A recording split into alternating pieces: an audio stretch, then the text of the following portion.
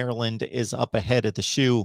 The Terps come in at 4-1, throttled by Iowa over the weekend, 51-14. I would say more so a week ago, before Maryland was bludgeoned and before the Buckeyes broke out against Rutgers, that a number of people across the nation and within Big Ten circles saw this as possibly a trap game for Ohio State, and Maryland playing some good football.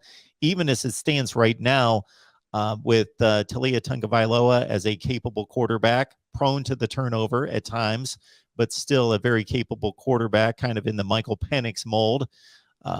And then with the speed that they have on offense, they're losing one of the best players in the Big Ten. Unfortunately, though, Dante Demas, wide receiver, lost against Iowa. That they bring the type of challenge that Ohio State has needed, at least from an evaluation standpoint. But I don't think, regardless of the limitations of the Rutgers offense and what we've seen the last couple of weeks, that there's any question that Ohio State has taken some steps to shore up the past issues and deficiencies. I think you're certainly seeing that. And this will be probably a bit more of a test, especially for the pass defense, because Maryland's not going to be afraid to throw the ball.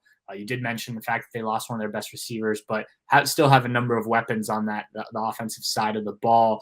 You know, I thought we were in New Jersey last weekend, went out to dinner to someplace to watch that Maryland-Iowa game. I thought we were going to get a really good game and a good look at what Ohio State was going to face. As you mentioned, that game was a blowout, but Iowa's defense was a big reason why they forced a lot of turnovers, which they've done all year. And, you know, one of the best defenses in the country right now, not just in the normal statistics, but in a lot of the advanced analytics as well. So Ohio State will have to play probably its best defensive game of the year. Now, I don't think they're in jeopardy of losing this game, even if the defense isn't up to snuff. But I think you want to see, and this is a word I keep using, this word Ryan Day has used multiple times this year, is progress. And you've seen the Buckeyes do some different things schematically since they've gone from Kerry Combs calling the defense to Matt Barnes.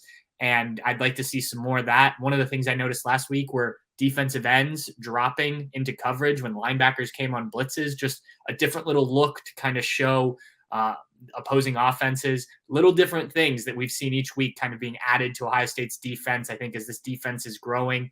And the biggest thing for me is that these young players are starting to make plays.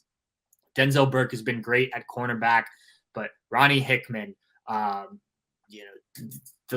Cody Simon, Tommy Eichenberg had an interception last week. I mean, there's a number of guys that have kind of settled into roles and are starting to make plays that maybe at the beginning of the year weren't doing that as much. So I think that's a big thing. And as you start to do that, you get confidence that you can do that. And then you start to do it in bigger situations against tougher opponents. So you need to continue to see that from Ohio State's defense, I think, this week. Like I said, they're going to throw the ball. You would like to see more of a pass rush. That's still something that Ohio State hasn't really had a ton of yet. But I do think this secondary will get a bit more tested, and I'll be very interested to see how they handle that evaluation.